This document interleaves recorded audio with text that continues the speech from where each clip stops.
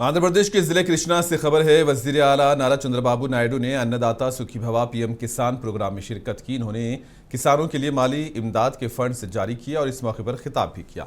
वजीर आला ने कहा कि हुकूमत ने वादा किया था कि किसानों को मुकम्मल ताउन फराहम किया जाएगा और उसी वादे के तहत मुख्तलिफ फलाही स्कीम्स नाफिज की जा रही हैं। इन्होंने बताया कि मरकज की जानिब से सालाना 6,000 रुपये दिए जा रहे हैं, जबकि रियासती हुकूमत 14,000 रुपये इजाफी फराहम कर रही है। इस तरह हर किसान के खाते में सालाना 20,000 रुपये जमा किए जा रहे हैं। जुमा को पीएम किसान अन्नदाता सुखी भवा स्कीम के तहत माली इमदाद की तीसरी किस्त जारी कर दी गई, जिसके तहत रियासत के 46,85,000 किसानों के बैंक खातों में फीकस 6,000 रुपये जमा कराए गए। ये प्रोग्राम जिले कृष्णा के गन्नावरम हलके के सुरमपल्ली गांव में मुनक्किद हुआ, जहां वजीर आला ने बाज़ाब्ता तौर पर फंड्स जारी किए।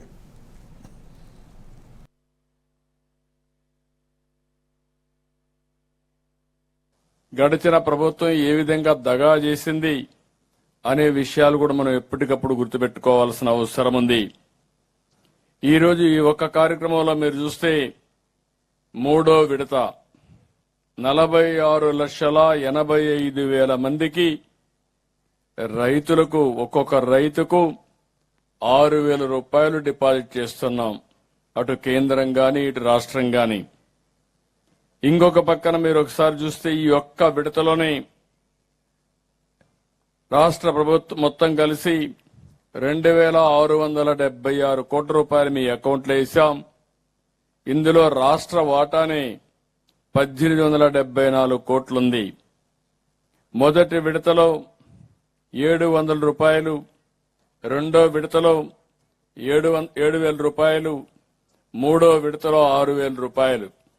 అంటే మొత్తం కలిసి ఈ సంవత్సరంలో ప్రతి ఒక్క రైతు అకౌంట్లో 20,000 రూపాయలు జమ చేసిన ఘనత ఎన్డీఏ ప్రభుత్వానికి దక్కింది.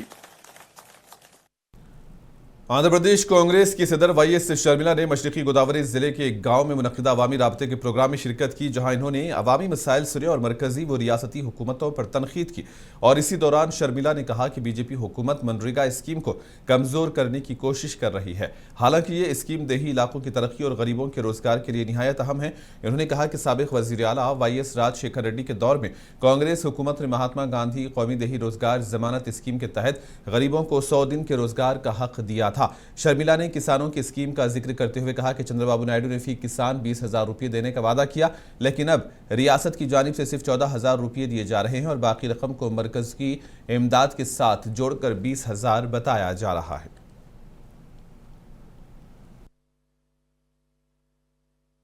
తర్వాత ఈ పథకానికి ఎన్ని తూట్లు పొడిచారో అన్ని తూట్లు పొడిచారు.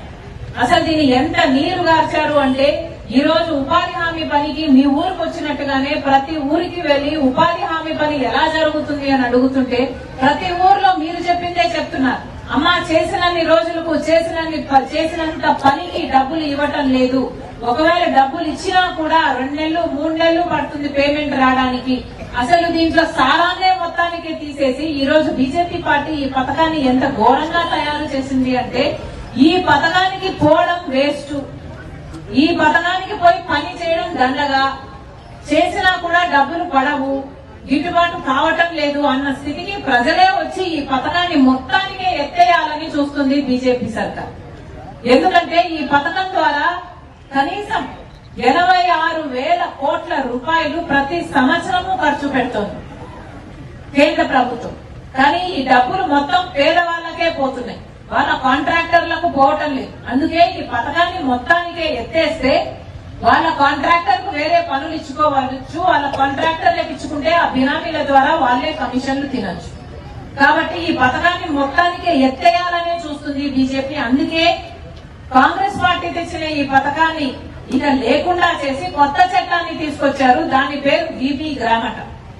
అంటే ఇక మహాత్మా గాంధీ పేరు పెట్టుకున్న ఉపాధి హామీ చట్టానికి స్వస్తి పలికి ఇప్పుడు కొత్త చట్టాన్ని తెచ్చారు. దీని పేరు బీబీ గ్రామ్. आंध्र प्रदेश के अमरावती से खबर है। एनटीआर जिले के फायर ऑफिसर एवी शंकर राव ने आवाम से अपील की है कि गर्मी के मौसम में एलपीजी के इस्तेमाल के दौरान एहतियाती तदाबीर पर सख्ती से अमल करें। उन्होंने कहा कि बढ़ते हुए दर्जे हरारत के बाइस आग लगने के वाकयात में इजाफा हो सकता है। The summer is already set in. Now is going on. So the people should aware the safety, fire safety. So the part of fire safety, we conducted mock drill in the Collectorate compound along with NDRF and the district medical department and with the district administration and police department. So I request the people, especially in the households, everybody will use LPG cylinder. So you must know how to extinguish the LPG fire. So generally you must have a fire extinguisher to extinguish LPG fire. If you don't have a fire extinguisher, you should use improvised methods like a blanket. That blanket should be wet. Then only if you cover the cylinder with the full blanket, then the fire will automatically put up. And one more thing is good housekeeping is very important in every household and surrounding area also. We should see the good housekeeping, especially in summer. The dry vegetation, the dry leaves and also. Karnataka के शहर हासन से खबर है। बुजुर्ग हस्ती हजरत सैयद अहमद शाह कादरी गुजराती बादशाह रहमतुल्लाह अलैह की दरगाह शरीफ में रमज़ानुल मुबारक के मौके पर पूरे महीने इज्तिमाई इफ्तारी का अहतमाम किया जा रहा है। दरगाह कमेटी के ज़रिए अहतमाम रोज़ाना ज़ायरीन, तुलबा, मुसाफिरीन और मुकामी अवाम के लिए इफ्तार का इंतज़ाम किया जाता है, जिसमें बड़ी तादाद में रोज़ेदार शरीक होकर रोज़ा इफ्तार करते हैं। मुकामी अफराद के मुताबिक ये दरगाह हिंदू मुस्लिम यकजहती की एक खूबसूरत मिसाल है, जहाँ मुख्तलिफ मज़ाहिब से ताल्लुक़ रखने वाले लोग भी अक़ीदत के साथ हाज़िरी देते हैं। रमज़ानुल मुबारक के दौरान इलाके की मसाजिद, दरगाहों और खानखाहों में भी इफ्तारी और लंगर का खुसूसी इंतज़ाम किया जा रहा है।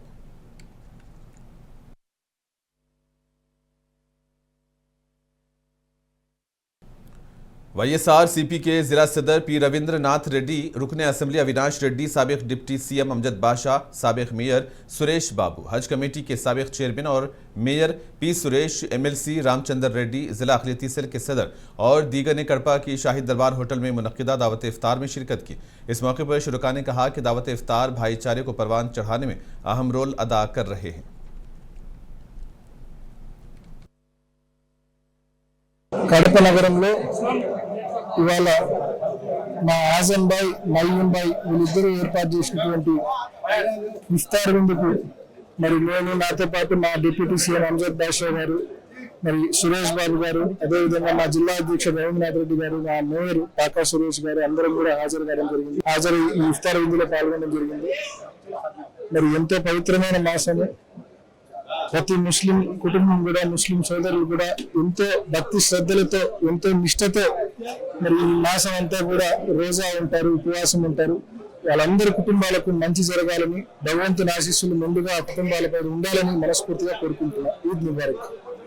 आज का दिन 13/3/2026 शाही महल कन्वेंशन में हम दोनों दोस्त शेख नईम बादशाह और मोहम्मद आजम शाही दरबार होटल ओनर दोनों मिलकर एक कड़पा की आवाम के लिए, हमारे कस्टमर्स के लिए, हमारे साथियों के लिए और YSR पार्टी को हम लोग सपोर्ट करते हैं, उन सब साथियों के साथ आज एक शाही महल कन्वेंशन में एक बेहतरीन इफ्तारी, शाही इफ्तारी के नाम से किया गया है। हम सब एक मिलकर अपनी आवाम को, आजकल जो दुनिया में बहुत ही फिरका परस्त केरला हुकूमत ने विजनजाम बैनुल-अक़वामी बंदरगाह के लिए 230 एकड़ अराजी हासिल करने का फैसला किया। बंदरगाह की तरक्याती सरगर्मियों के लिए बड़ी ज़मीन हासिल की जा रही है, जिस पर तकरीबन 810 करोड़ रुपये खर्च होने का अंदाजा है।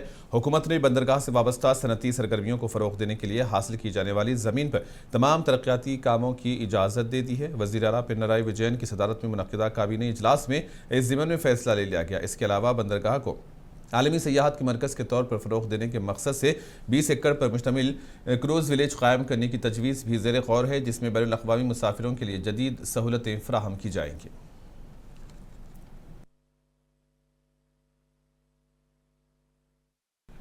Andhra Pradesh fisherman cooperative societies federation के चेयरमैन राम प्रसाद ने आज अमरावती के NTR भवन में मीडिया कॉन्फ्रेंस से खिताब किया। इस मौके पर राम प्रसाद ने कहा कि माहीगीरों की फलाह व बहबूद और तरक्की सिर्फ इत्तेहाद से ही मुमकिन है।